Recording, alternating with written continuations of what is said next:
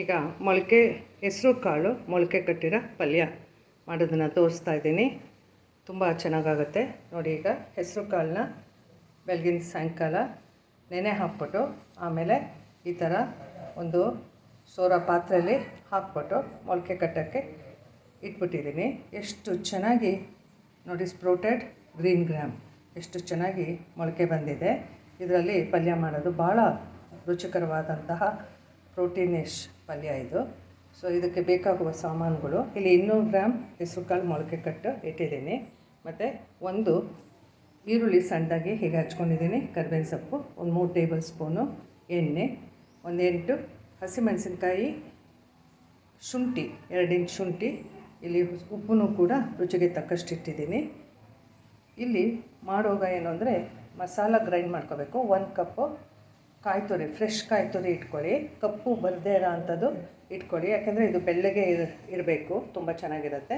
ಮತ್ತು ಇಲ್ಲಿ 3 ಸ್ಪೂನು ಎಳ್ಳು, 2 ಸ್ಪೂನು ಹುರ್ಗಡ್ಲೆ, 1 ಸ್ಪೂನು ಜೀರಿಗೆ ಮತ್ತು 1 ಸ್ಪೂನು ಸಕ್ಕರೆ, ಇದಿಷ್ಟು ಇಟ್ಕೊಂಡಿದ್ದೀನಿ. ಮತ್ತು ಇಲ್ಲಿ 1 ಕಪ್ಪು ಹಾಲು.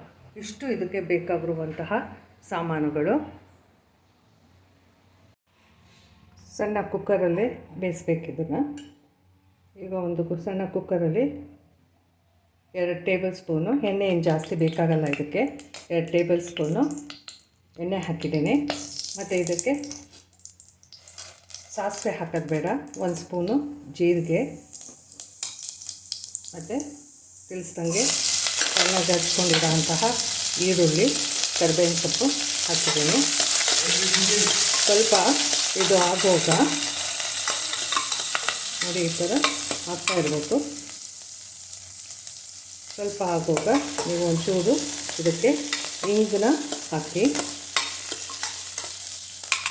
ಸ್ವಲ್ಪ ಇದಾದ ನಂತರ ಸ್ವಲ್ಪ ಅರ್ಧ ಆಗಲಿ, ಆದಮೇಲೆ ಸ್ವಲ್ಪ ಇಂಗು ಮತ್ತು ಸ್ಪ್ರೌಟೆಡ್ ಮಾಡಿರೋ ಅಂತಹ ಹೆಸರು ಕಾಳು ಅದನ್ನು ಹಾಕಬೇಕು.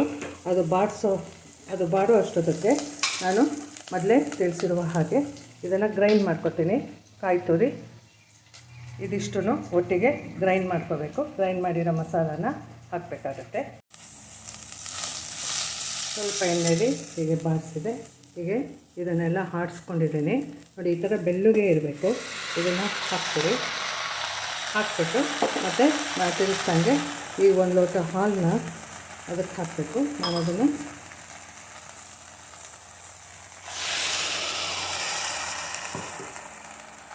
ನೋಡಿ ಈ ಥರ ಹೀಗೆ ಬೆಳ್ಳಗೆ ಇರಬೇಕು. ಅರಿಶಿನ ಏನೂ ಹಾಕಬೇಡಿ. ಇದನ್ನು ಕುಕ್ಕರಲ್ಲೇ 1 ವಿಶಿಲ್ ಬರೋ ಹಾಗೆ ಬೇಯಿಸಿ.